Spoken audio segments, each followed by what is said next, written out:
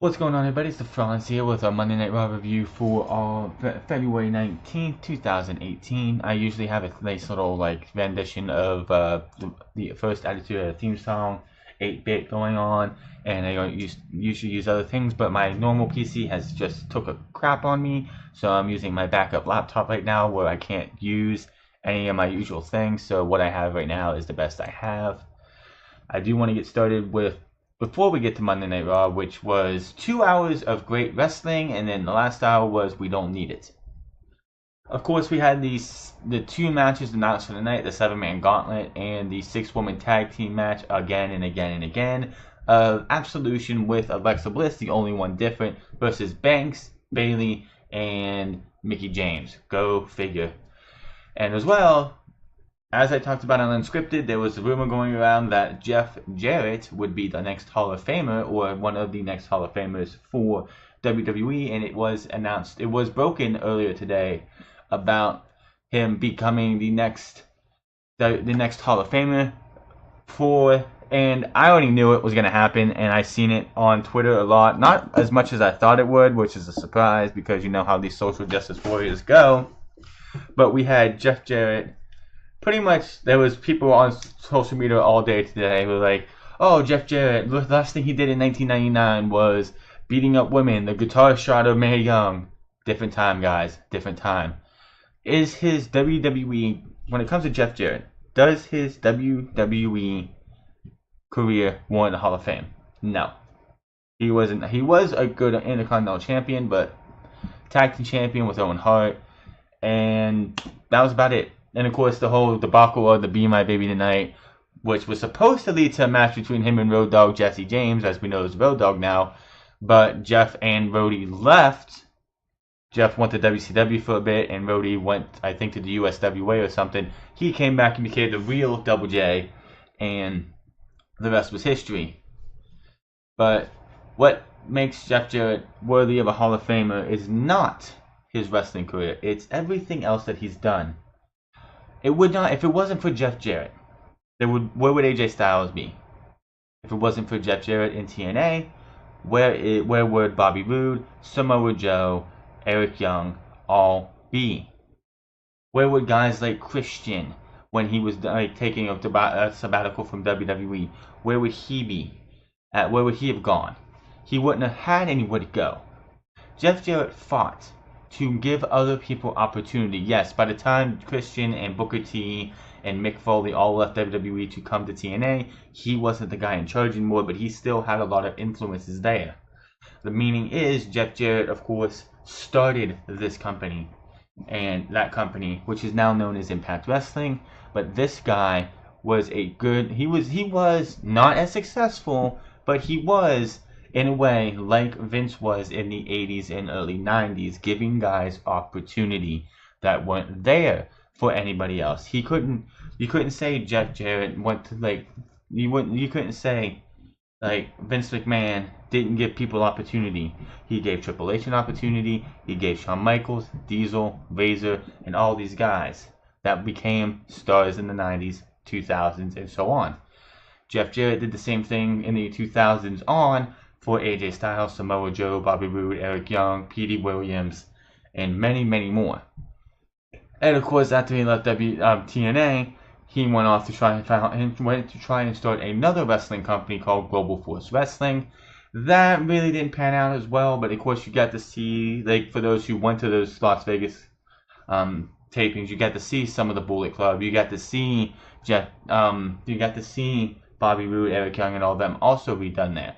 This guy was great for the wrestling business. Not so much as a wrestler, but a businessman in wrestling. He fights to give people opportunity that he was given himself. So that's why Jeff Jarrett deserves a Hall of Fame induction, and much respect to the guy for that. Before the show kicked off, of course, as we continue on here, they did pay respect to have a moment of silence to the latest school shooting in Florida, which I'm not going to get into any of that because that is political stuff, and I am not getting into politics outside of the wrestling for this show. Before we get into the show, I was in the middle of watching click on the social media for a minute see one of my favorite YouTubers, JT from New York, talking, like, blocking this guy and talking why this guy is blocked, and this guy said, quote, I'm not going to say his name, but quote, Marks, wrestling is fake. To anybody with this tired and bullshit notion that thinks that wrestling is fake is a moron and has no right until you get in that ring yourself, until you take the bumps that these guys and men and women do, until you run those ropes, you have no right to say what is fake and what's not. Yes, it is scripted, but this sport is not fake. Go and do that dive over the top rope that Finn Balor did tonight on Bo Dallas and Curtis Axel when people move and miss, and tell me that doesn't hurt. Run those ropes, tell me that doesn't hurt. Do a frog splash off the top rope and miss, and tell me that doesn't hurt. Hit with the frog splash and tell me that isn't real. I hate this notion where people say wrestling is fake. There was just that internet personality, Mia Khalifa, who would sit there and say wrestling is fake, and then she went out and someone invited her to a wrestling camp, and she went and got in the ring, and she found out it's not fake and how hard it is really to be a wrestler. I am sick and to death of these people thinking that those people out there who think, oh, wrestling is fake, these guys aren't really hurting themselves, they're not putting themselves through pain. Big Cass got injured and tore his ACL during a wrestling match. Paige ended up having a neck injury that ends her career. Wrestling is not fake. I'm tired of people thinking that. It is something that needs to go away. We are in 2018. Yes, it's not 100% real. Yes, they pull their punches, but seriously, take a super kick, take a running super kick to the face while you're running at somebody. Tell me if that's fake. Get hit by a stiff shot from somebody because like Braun Strowman did at the Royal Rumble from Brock Lesnar. Tell me that's fake. I'm not going to see. I hate this shit. Anybody who sits there and says that wrestling is fake, you don't have any right to sit there and talk about wrestling. You lose your wrestling. Your wrestling card has been revoked, and I don't want to hear another thing from you, you stupid idiots. Now, the show started off, and the first 2 hours, in my opinion, was some of the best we've seen, because it was just straight wrestling. There was no interviews, no creepy bullshit, no nothing. Until about the end of the gauntlet match. But before we get to the gauntlet match, I will say, give Seth Rollins a raise. This guy put in the performance of a lifetime. This dude was in this gauntlet match. This gauntlet match lasted an hour and 45 minutes, roughly, maybe almost an hour, almost 2 hours. This guy was in an hour and 5 minutes of it. He beat John Cena and Roman Reigns in one of, if not the best performance outside of NXT I have seen in a long time. And if Raw was 2 hours, if Raw was a 2 hour show, this would have been the best Raw in WWE for the last, 5-6 years, since they went to 3 hours. The first 2 hours of this show was some of the best television for Monday Night Raw I've seen in a while. This is my opinion. If you didn't like it, whatever, but I enjoyed this gauntlet match. Everybody outside of Roman Reigns, after they got eliminated, minus the winner, got interviewed about being out of the match, but of course Roman got interviewed before. Roman was asked about starting this match off 6 days before the Elimination Chamber. He says he's not concerned at all. He's more concerned about the Elimination Chamber because he's never been inside one. They did note this, that only 2 of the 7 men in this Elimination Chamber match have been in one before. That is The Miz and John Cena. Everyone else is a first timer. They should make the Elimination Chamber more intriguing. No, they are not using the classic Elimination Chamber. You know, that big round one. They're probably going to use the one from last year, just for the fact that they are bringing the women in, and there's no way that they would have a women's Elimination Chamber match with the old chamber. It's just way too, pretty much they made the Elimination Chamber. It's still hard hitting in the new one that they used last year, but it's not as dangerous as the old one. Without the steel grates around the ring, it's padding now. which I wish they wouldn't have did that, but I can see why they're going to do that. But yes, he does talk about how none of these other guys could beat Brock Lesnar, even though John Cena beat Brock Lesnar in his first pay-per-view match back in the WWE, which in my opinion was a massive mistake on WWE's end and kind of killed Brock Lesnar's returning momentum. But of course, eventually he did beat the Undertaker's streak.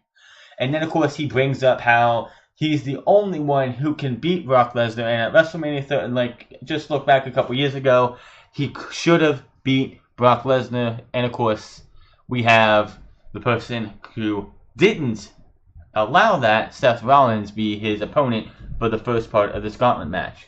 Seth Rollins, of course, comes out with a new shirt that looks like the old WWF Raw logo from when Raw first started, only a little updated on the top. It says Monday Night Rollins. Who comes up with these? I don't even know, especially since it seems like Seth Rollins might, if they don't have him come back fast enough, Dean Ambrose, I have a feeling Seth Rollins will be moving to SmackDown because Raw is going to get AJ Styles after WrestleMania if AJ Styles loses the WWE Championship to Shinsuke Nakamura, which he should.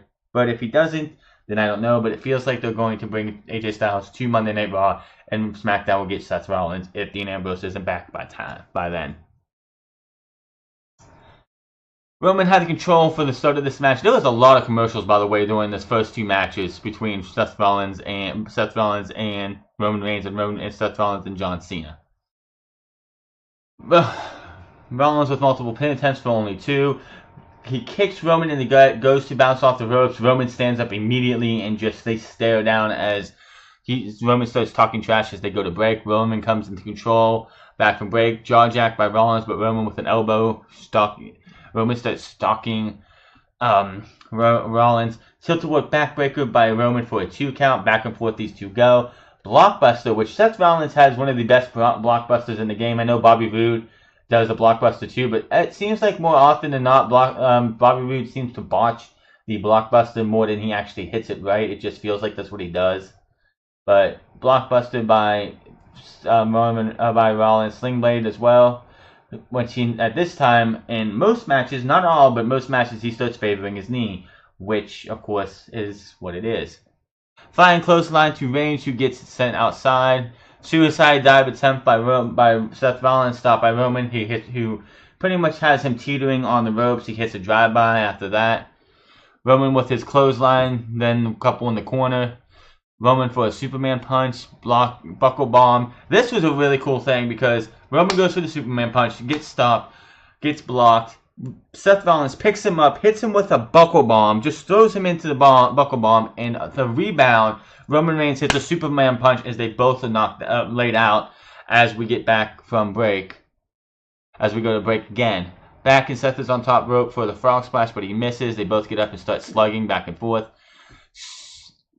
Seth Rollins goes for the jumping knee in the air but gets caught with a Superman punch for only a 2 count.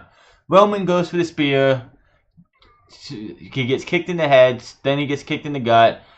Reigns for a roll up for a 2, but Rollins ends up rolling Roman Reigns up for the 3 count, and Roman Reigns is eliminated.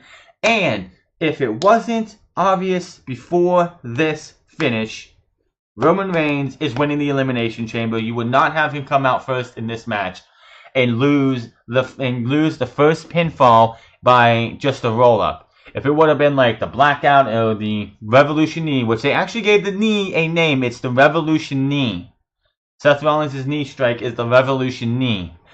But yes, if Roman Reigns was to go a long distance in this match, he would have been like, okay, they're not going to have him actually win the thing. But he got beat very early on in this thing. It wasn't even, I don't even think they were half an hour into the show when Roman Reigns got eliminated.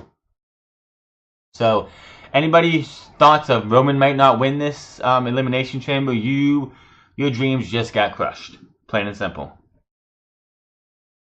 John Cena is up next in the gauntlet match. Rollins nails Cena as he comes in the ring and gets a 2 count. Cena takes control of the match and Rollins has Rollins in a headlock. Rollins tries to fight out, but Cena denies that. Rollins tries to get some offense in, but can't. Cena denies that. Rollins gets back up, and Cena is on him, whipping him in the corner, trying to get his match over with fast, save his energy for the next match. Rollins thrown outside, and Cena really wants a count out victory, which Cena did in this game, in this match for like the first time I think in a long time during a match. Had a couple heel tendencies. He throws Rollins outside, wants a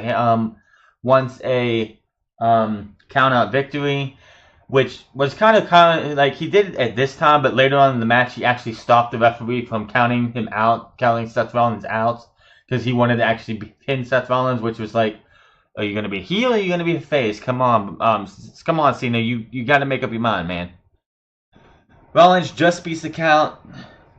Cena gets on him again, and then for some reason, this made no sense to me. This is not a last man standing. There's no last man standing stipulation to this, and I never, unless it's a last man standing match, I have never seen a referee outside of a last man standing match actually sit there and John Cena or anybody tell him to count the person down unless both men are down, which it happens every once in a while where, you know, long grueling match, clothesline, both guys are down, the ref starts counting. This time, Seth Rollins is down and looks like he's out. Cena tells the referee to start counting, the referee just starts counting. I'm like, this is not a last man standing match, is it? Belly to bellies by Cena 3 times for a 2 count. That was something I haven't seen. I don't think, when was the last time John Cena actually hit or did a belly-to-belly suplex without being the one taking it from Brock Lesnar or somebody else. We come back from break, and Rollins is struggling to get up. Cena gets him up for the AA, turned into a DDT by Rollins for a 2 count. Cena picks him up for what they thought was a stunner, and he had him look like he was gonna do. He had him in what you do for the toss over your head, and just threw him to the side and pulled him down with a cutter. It looked like a stunner, they said. That's because Rollins' knees hit the ground. If it would have been done right, his body would have went completely straight, but they did do a stunner. I think it was supposed to be a cutter. Either way, nice looking move. Cena should pull that out. Not every match, but every once in a while, especially as well as those belly-to-belly suplexes. Cena acting like a heel a little until he's back up, and Cena lets Rollins in the middle of the ring. But Rollins gets dropped with 1 punch. This is the time where Seth Rollins just looks like he's struggling in this match. Cena lets it comes up. He goes for a swing, misses. Cena levels him for a 2 count. Seth Rollins just showed you tonight why he should be the man going to WrestleMania to take on Brock Lesnar and not Roman Reigns, because this guy put in a performance of the lifetime and shows why he is one of the best in WWE right now. Rollins does get up and they start trading blows back and forth until Cena lays him out with a clothesline for a 2 count. Cena runs and sends Rollins is on the apron on the outside. Cena runs to the other side, comes in and sends him careening out to the to the ramp area. As the count begins on Rollins, as Rollins crawls back, just ever so slowly starts crawling right back into the ring. Rollins gets back into the ring just barely again. They come back from break again because they just want to break again. Seth is on the mat and Cena just won't cross the line to take him out, which, as The Miz said, I believe in last week's promo, he crosses lines that Cena won't. Cena did have some heel tendencies in this match. Not many, but you could just tell he could turn heel and probably be a pretty goddamn good one if he would actually pull the trigger to do so. Shoulder tackles by Cena, but Rollins with a toss over when he goes for the whatever that thing is after the 2 shoulder tackles. Because does that even have a name? He does his 2 shoulder tackles and then he is that like a backbreaker or something? I have no idea. Goes for the jumping knee, but Cena catches him into his STF, which John Cena's STF is one of the worst STFs in the game. Rollins gets out. He does hit a sling blade for a 2 count. Rollins goes for the Falcon Arrow, but cannot get it done. Cena rolls through for a 2 count. Cena goes for the 5-knuckle shuffle, but kick to the face, then a boot to the midsection, then a super kick to Cena's face for a 2 count. Rollins goes for a suplex, but gets pulled out to the apron. Rollins charges at Cena. Cena sidesteps in. Shoulder first goes Rollins to the post. Rollins then moves out of the way as Cena goes into the steel steps. And both men at this time, Cena has been in this match for not even close to as long as Seth Rollins, not even by far. And Cena is showing his age in this match, plain and simple. Seth Rollins looking like he should be dead to rights for John Cena, and John Cena could not put him away. This made Cena look so old, so old because this guy is letting this young gun stick with him. This guy is John Cena, who's supposed to be on top every single time, and this guy Seth Rollins comes in and makes John Cena look like a fool for not being able to take him out. Cena goes for the 5-knuckle shuffle, hits it, and goes for the AA. Rollins slips through for a 2 count, and then puts John Cena in the crossface. Really nice combo right there. Cena powers Rollins up and tries again, but Rollins gets out and ends up hitting a frog splash for a 2 count off the top rope. Cena finally hits the AA for only a 2 count. On the top rope, superplex into a Falcon Arrow for a 2 count. I really want him to win a match with that one of these times. Something like when AJ lost to Sami Zayn with the Blue Thunder Bomb being the one that beat AJ Styles. It shouldn't happen all the time, even though the combination of the Luba kick into the Blue Thunder Bomb is better than the other way around. But every so often, once a big match, like Seth Rollins is down to his final moves, he goes for the suplex, then the Falcon Arrow off the top rope. I want to see him win a match with that. It's just too nice of a combination to not win a match with it. Rollins gets picked out of the thin air again and put into the STF, but Rollins fights to the rope. Rollins goes for a kick and misses and gets put back into the STF. Rollins then tries to roll Cena over to try and get him off of him, but it doesn't work. Rollins again gets the ropes as they roll back on Rollins' stomach again. Rollins just putting in the match of a lifetime against John Cena. This guy should be getting a raise and a championship match down the line because we know he's not winning the Elimination Chamber. Cena going for the Super AA and Rollins fights Cena. Rollins powers up. Cena hits him with an AA only for a 2 count. Rollins going for the Phoenix Splash on the top rope, lands on his feet. Cena catches him and him with the AA, rolls through. Then rolls through, tries to go for a second AA, gets rolled through, kick to the knee, kick to the gut, curb stomp for the 3 count. Cena has been eliminated. Elias is next, who goes after Rollins and tries the 3 times to take him out. Rollins only getting a 2 count each time as we go to break. Back from break, Elias has Rollins in a half crab.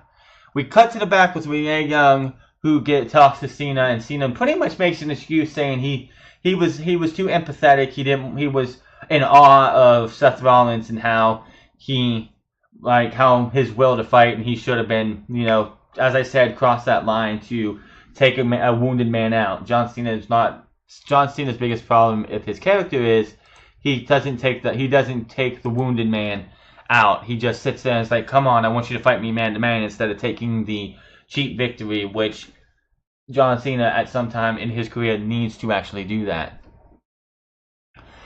Back to the ring, Elias is taking it to Rollins' knee, which this time Rollins' knee just pretty much is destroyed.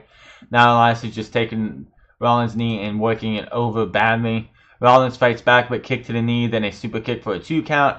Dive by Rollins onto Elias, also taking some pain to the knee. He does get kicked, come back into the ring and gets hit with the drift away, and Elias eliminates Seth Rollins. I'll get to what he said here in a second. Balor is up next with a clap for Seth Rollins. They said, Michael Cole said it was like him showing respect, but I'm like, yeah, he's probably just like, good for you. You were in there for an hour and 5 minutes. This dude was in the match for an hour and 5 minutes, and I will get to that significance here in a minute. Both guys are after each other. Roll through drop kick by Balor for a 2 count. Jump kick by Balor goes for the coup de grace, but Elias leaves the ring as we go to break. Back in from the break, and Elias is in control. And this right here is something I want to talk about. In the back, we hear from Seth Rollins. Rollins says, "None of this matters." She's like, "Heck of a performance for you, Seth Rollins and Renee Young. What's this gonna do for you on Sunday?" Rollins says a couple things, and he says, "None of this matters if he doesn't win the Chamber this Sunday." This dude, Seth Rollins, just had the longest match of his lifetime in the longest single performance on Monday Night Raw, on Monday Night Raw itself. Besides a Royal Rumble, he was actually longer than that. Besides maybe like a Royal Rumble performance by Rey Mysterio, which actually was a little bit less, This dude put on the longest performance since Bruno Sammartino, who was in a match for 81 minutes back in the day. This guy had put on the greatest match in Raw history, for like the greatest performance, one of the greatest, if not the greatest performance in Raw history, and it's not going to mean a damn thing. This guy just showed you why they should be putting more emphasis on him, why he has been one of the best performers in WWE since WrestleMania last year.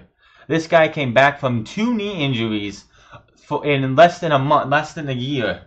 After he got injured, he came back. He got injured again by Samoa Joe, not Joe's fault, just how it happens. And then he came back, had that match at WrestleMania with Triple H, which was subpar, and then he has been on a roll since then. This guy puts on the match of the year for Raw, match of the year for Raw, match of the year for SmackDown, match of the year for pay-per-view, match of the year overall. But he had just put on the performance of the year in all of main roster, and it's not going to mean a damn thing. Where does Seth Rollins go from here? This guy, it would not shock me if he is the first one eliminated on Sunday. He gets pinned by Elias, and as he's leaving the ring, all you hear, you see almost, I think everybody who is able to was standing for this dude. All you hear is "Thank you, Rollins. Thank you, Rollins," as he's leaving the arena, the area. This dude put on one of the greatest performances I've ever seen outside of what we saw with Andrade Cien Almas and Johnny Gargano. And I'm just talking about like the main roster, by far the best show for anybody in a long time. And the fact that it's not going to mean anything just lessens it, because he's going to probably be the first one eliminated on Sunday. And then where do they go from there? You're going to give this guy, make this guy practically the Iron Man of this entire thing. Which, when was the last time a gauntlet match like this went 2 hours almost? Most gauntlet matches I've seen go maybe 10, 15, 20, 30 minutes depending on who's in it. And it's usually not just one, like everybody. It's you have to go to gauntlet, you have to run the gauntlet. Like Cena, you have to face the next 3-4 people and you have to run the gauntlet. And the match maybe lasts 20 minutes? This thing lasted an hour and 45 minutes ish, maybe a little bit more, maybe a little bit less. And this guy was in 75% of it. This guy should be Universal Champion by the end of the year. If not WWE Champion after Shinsuke Nakamura holds it for, I don't know, until SummerSlam. He showed his worth to WWE. Now they need to compensate it for him and give him a title or something. I don't know what they should do, but they've got to do something for Seth Rollins after that performance he just gave tonight. Hell, I don't think a match with Kurt Angle now is even warranted what that performance he gave us tonight. And by the way, no Kurt Angle tonight at all. No Kurt Angle whatsoever. Now that that's over, we get back to the Balor and Elias match. Shoulder breaker for only a 2 count on Balor. Then we get a "We Want Strowman" chant in the crowd. Of course, he don't come in till later. Overkick hit by Balor to Elias. Both men are down. Couple kicks by Balor as he starts heating up. Jumping kick to Elias, sending him outside. Drop kick to Elias on the outside. Throw it back inside. Balor with the sling blade. Elias with the explosive clothesline for a 2 count. Electric chair position. This I really enjoyed. This is one of those moves that I really like. You have him in the electric chair and it looks like you're going to just drop him, but no, you turn him around and just sit out powerbomb. Only gets a 2 count.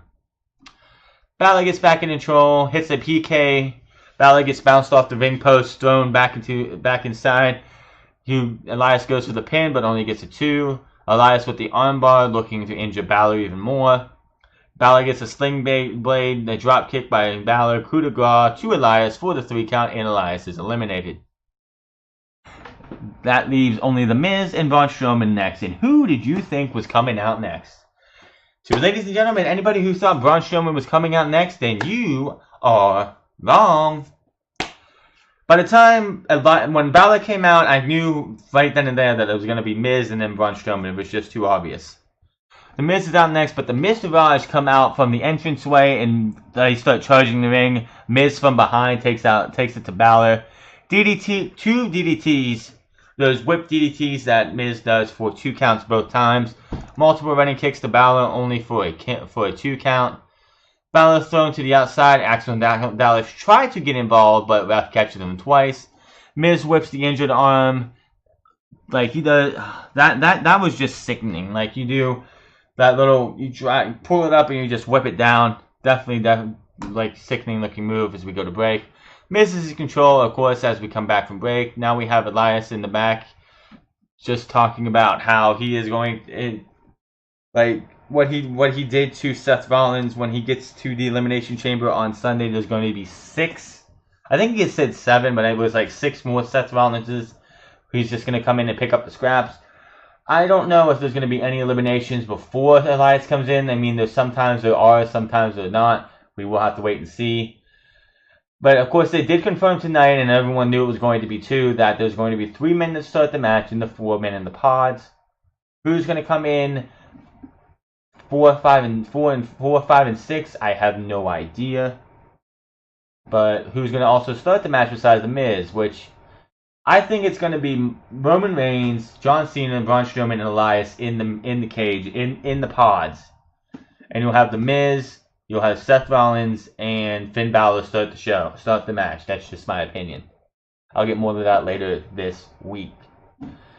Miz with his horrible yes kicks, he needs to really stop doing those. Those are just annoying. He just doesn't look like he puts any effort into it. When you're somebody who actually, like a Daniel Bryan, who is proficient in like kicks to the body, it looks devastating. When you're someone like The Miz who's not proficient in that, they just look awful.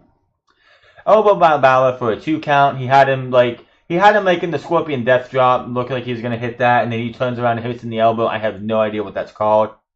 Skull crushing finale turned into a roll up for a 2 count. Dallas with a shot to Finn. Miz goes for the roll up, only gets a 2. Balor does a dive over the ropes, taking out both Axel and Dallas. Drop kick by Balor. Balor goes up top. Axel and Dallas get involved. Skull crashing finale for the 3 count. Balor is eliminated. Miz, for a second, was happy. Hey, I won this part of the match. I'm moving on. And then I believe they showed a replay of what happened. And then it's like you come back and Miz is just like, oh shit, I'm dead. I'm dead. Then, of course, you knew who was coming out, Braun Strowman. Miz leaves the ring. Strowman chases Miz, who runs towards the stage area. And, of course, Strowman, for his size, has some massive speed. I will tell you that right now. Oh, Miz is one of the slowest runners ever. He does get him and drags him back to the ring. We do get back from the break, and Strowman is just beating down the Miz and tossing him like a little toy. Or like one of those little toys that you just toss. He just looks like he's tossing him like a football. Dude's got some strength, man. Kick to the gut to the Miz. Axel and Dallas try to get involved, but Strowman scares them off. Miz does sidestep Strowman, who tries to get into tries to run him over in the corner. Finally getting some offense in on Braun. Drop kick to the Miz by Strowman. Nice little blow. Clubbing blow to the Miz. Miz is cowering in the fetal position. He was literally like, just, no more, and just actually gets in the fetal position. It was kind of funny. Strowman sent over the top rope, and Miz fights back.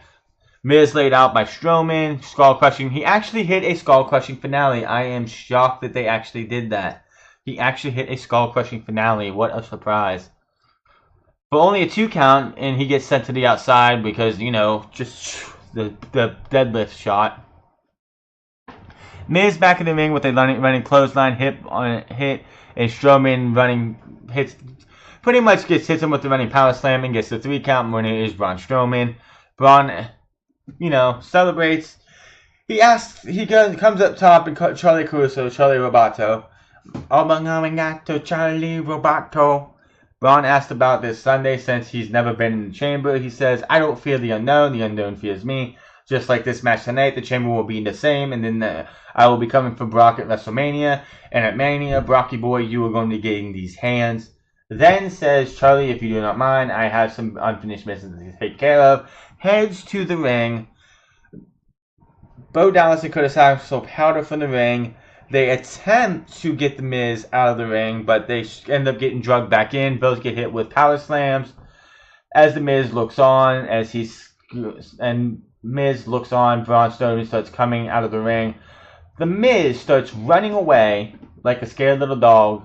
It looks like he gets away, but that doesn't happen as Miz gets tossed back out front. He ends up getting power slammed a couple more times as the music of Braun Strowman plays, and of course he does. Braun Strowman has the crowd in the palm of his hands. He is that much over. He is like, this guy is one of the few guys who's actually got himself over as a babyface. This guy is 100% a babyface. I don't care what size he is, and this is one of those guys that he should win too. I should say the two people who should win is either Seth Rollins or Braun Strowman, and Braun Strowman with Seth Rollins winning the Universal title. But we won't see that happen. We all know that. It's all going to be Roman Reigns. The first result of this match was obvious, but I did overall enjoy these first 2 hours of Raw. If that would have been the end of Raw, I'm coming on here singing Raw's praises because it would have been great to have just that be the whole freaking show. But no, we have a 6-woman tag match later, which who really gives a shit? It's the same. It's the five same women with with Alexa Bliss. Which the only thing telling about that is the fact that Alexa Bliss refused to actually face Mickie James in the ring. Of course, before we get to that, Asuka was brought out to cut a promo, which I wish they would just not do that. Asuka does not have good English. Plain and simple. There were so many times tonight she was struggling. She was absolutely 100% struggling. 100% struggling to actually get the words out. It wasn't a pretty sight. You could just see her stutter in her mouth, in her face, while she's sitting there trying to get her words out. She says she controls her own destiny and to win the championship at WrestleMania. They did confirm, and this makes it more obvious that Nia Jax is not winning this match. They did say, well, Michael Cole did say, that if Nia Jax wins this match at the Elimination Chamber, whichever title that Asuka picks would become a triple threat match. So basically, if Nia Jax won this match, breaking Asuka's streak, then if Asuka went and picked Charlotte, then it would be Charlotte versus Nia versus Asuka. So Raw would lose 2 women instead of just 1. So that just right there tells you that Asuka is going to win this match. Nia comes from behind and goes after Asuka. After her, and Nia gets a Samoan drop on Asuka, and then a couple leg drops on the front of her, and then one on her neck. That right there also tells you that Nia Jax is not winning. But the fact that they did say that no matter which championship Asuka goes for, Nia Jax will be added to the match, whether it's Charlotte or Alexa Bliss. So that right there just tells you that Nia Jax is not winning the match on Sunday. Period. Then we had the Bar versus Titus Worldwide again, which I thought, because they were putting a feeler out there, that it was going to be the Revival getting a match against the Bar. The Revival was nowhere to be seen. The Titus Worldwide beats Apollo. By the way, Apollo Crews is no longer got Crews in his name. He's Apollo. Watch that play into his character when they repackage him as Apollo, the guy who's strong enough to hold the world. You know, that stuff. Titus Worldwide ended up winning this when Apollo rolls up Cesaro. Do you care? Nope, because I honestly didn't. They did say Matt Hardy versus Bray Wyatt will be at the Elimination Chamber, so we do, for now, have Matt Hardy versus Bray Wyatt, Nia Jax versus Asuka, and the 2 Elimination Chamber matches. That's all we have. And Ronda Rousey getting her contract, quote-unquote, signed. So, 5 segments for a 3-hour pay-per-view. I guess that'll work.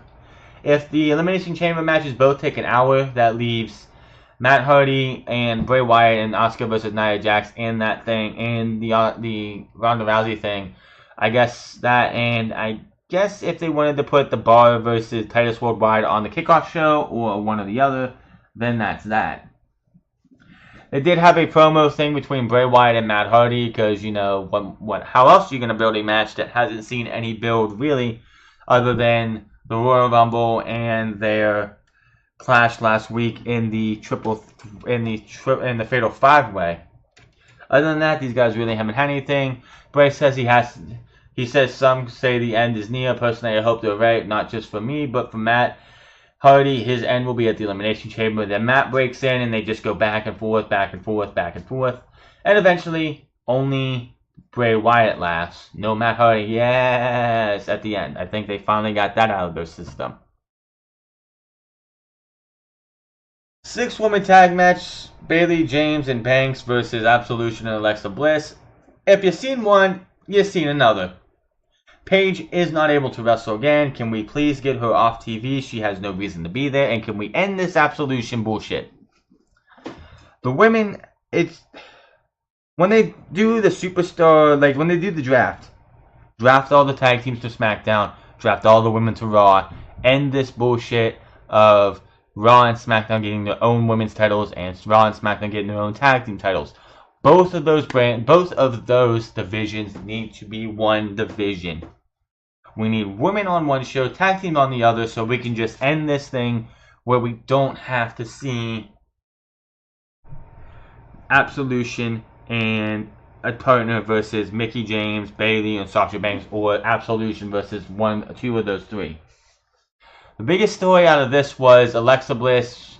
They tried to start the match with Alexa Bliss, but Mickie James was in the match, and she did not want to get involved with Mickie James. That comes towards the end. Like, after the match is over, they do have a little kumbaya moment, if you want to call it that. Match ended with a bank statement on to Alexa Bliss as she taps out. Winners are Banks, James, and Bayley. I honestly don't care. I'm so tired of seeing the same matches of these guys. Post-match, Absolution attacks Banks. Bayley tries to save her but gets taken out. Now Alexa Bliss is in the ring being all happy and everything about those two getting taken out. Mandy Rose and Sonya Deville look like they're going to take her out. Mickie James comes in and hits Sonya Deville. Her and Alexa Bliss, after taking out Mandy Rose, hit Sonya Deville with a double DDT. They both exit the ring, head up the ramp, all buddy, as the show goes off the air, and that was your Monday Night Raw. Now, the first 2 hours I highly enjoyed. I highly enjoyed Monday Night Raw for the first 2 hours. No bullshit, no corniness, none of that crap. It was just straight up wrestling for 2 full hours almost. And it was a gauntlet match, which, like I said, when was the last time a gauntlet match went an hour and 45 minutes? Usually gauntlet matches are well, of course there was 7 guys in this, but it's just usually like 2, 3, 4 people, and it doesn't last more than a half an hour. So I was pleasantly surprised to see that. And of course after that there wasn't much promos except for, of course, everybody else besides other than Roman Reigns after they got eliminated, and The Miz, of course, because he was out cold, being interviewed about what they're going to do at the Chamber. Nothing special there. But other than that, I'd say first 2 hours, pretty decent show. If you want to watch a wrestling, a continuous match of a gauntlet match that really gives a lot of people, shows a lot of people's strengths. Yes, there were some weaknesses probably here. There was a couple hiccups. It wasn't a perfect match. Gauntlet matches really can't be perfect. But again, Seth Freaking Rollins should be given a fucking raise because of the performance he put in tonight. I am looking forward to seeing what they can do with him, but it is going to not matter one iota if he does not come out as the winner of the Elimination Chamber at this Sunday and heading to WrestleMania, which we all know he's not. Roman Reigns is going to be going to WrestleMania. He is going to beat Brock Lesnar with 1 spear, and we are going to hear all hail the Roman Empire for the next 17 months. Until they realize, wow, this didn't work at all, and they take the title off of him. We will have news on that HDH guy on Unscripted this Saturday. We will be back here tomorrow for SmackDown, which we do have AJ Styles speaking out on his now 1 in 5 chance of retaining the WWE Championship. And if WWE was smart, they would stick to that.